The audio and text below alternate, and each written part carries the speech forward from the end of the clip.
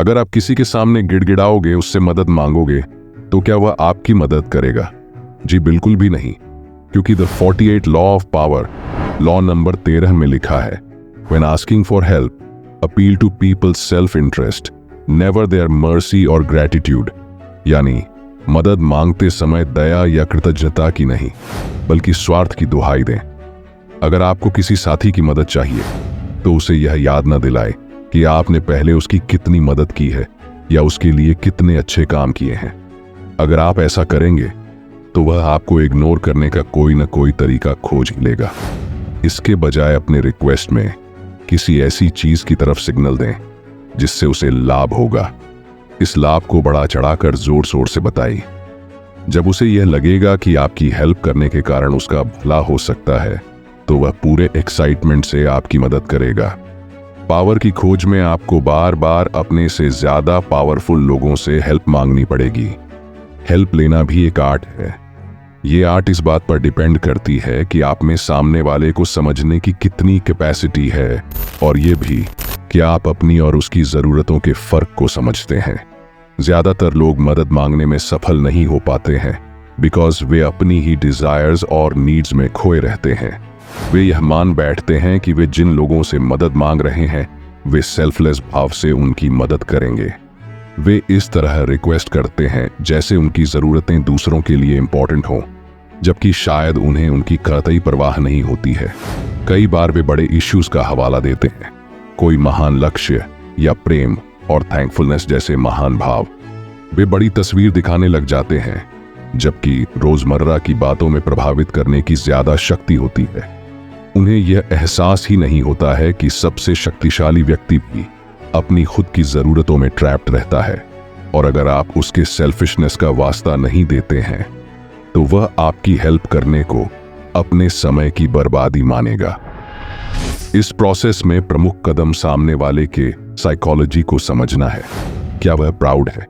क्या वह अपनी प्रेस्टीज या सोशल स्टेटस के बारे में कंसर्न्ड है? क्या उसके ऐसे दुश्मन हैं जिन्हें परास्त करने में आप उसकी मदद कर सकते हैं?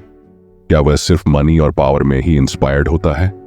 जब 12वीं सदी में मंगोलों ने चीन पर अटैक किया, तो 2000 साल पुराने चीनी संस्कृति और सभ्यता खतरे में पड़ गई। मंगोलों के सेनापति चंगेज खान की नजर में चीन सिर्फ एक ऐसा देश था जहां उसके घोड़े के लिए पर्याप्त चारा नहीं था। उसने पूरे देश को रैविज करने और इसके शहरों को तहस नहस करने का फैसला किया, क्योंकि उन्होंने सोचा बेहतर यही रहेगा कि चीन को मिट्टी में मिला दिया जाए ताकि यहां हमारे घोड़ों के लिए घास उग सके। चीनी सभ्यता को नष्ट होने से जिसने बचाया, वह कोई सैनिक, सेनापति या राजा नहीं, बल्कि येलु त्साई नाम का सामान्य आदमी था। त्साई खुद एक विदेशी था, लेकिन वह चीनी संस्कृति से प्रभावित था। वह चंगेज खान का कॉन्फिडेंट सलाहकार बनने में कामयाब हो गया, और उसने उसे यकीन दिला दिया कि अगर चीन को नष्ट करने के बजाय वह वहां के नागरिकों पर टैक्स लगा देगा, तो इससे उसे ज्यादा फायदा होगा। चंगेज खान को इसमें ज्यादा समझदारी दिखी और उसने त्साई की सलाह मान ली। जब चंगेज खान ने कैफेंग शहर पर लंबी ब्लॉकेड के बाद कब्जा किया और इसके नागरिकों को मौत के घाट उतारने का फैसला किया, जैसा उसने उन बाकी शहरों में किया था जहां उसका विरोध हुआ था, तो त्साई ने उसे बताया कि कैफेंग में चीन के सबसे अच्छे कारीगर और इंजीनियर रहते हैं और उनके हुनर का लाभ उठाना ज्यादा अच्छा रहेगा। कैफेंग को बढ़ा दिया गया। इससे पहले चंगेज खान ने कभी ऐसी दया नहीं दिखाई थी, लेकिन सच तो यह था कि कैफक दया के कारण नहीं बचा था। त्साई चंगेज खान को अच्छी तरह से जानता था। चंगेज खान एक बर्बर देहाती था जिसे संस्कृति की कड़तई परवाह नहीं थी। सच कहा जाए तो उसे युद्ध और व्यावहारिक परिणामों के अलावा किसी बात की परवाह नहीं थी। त्साई ने उस इकलौते भाव को अवेक किया जो इस तरह के आदमी पर सफल हो सकता था, लोभ। सेल्फ इंटरेस्ट या सेल्फिशनेस ही वह लीवर है जो लोगों को घुमाता है। एक बार जब आप उन्हें यह दिखा देते हैं कि आप किस तरह से उनकी रिक्वायरमेंट्स को पूरा कर सकते हैं या उनके लक्ष्य तक पहुंचने में उनकी मदद कर सकते हैं, तो आपके रिक्वेस्ट को पूरा करने की दिशा में सारी बाधाएं जादू से गायब हो जाएंगी।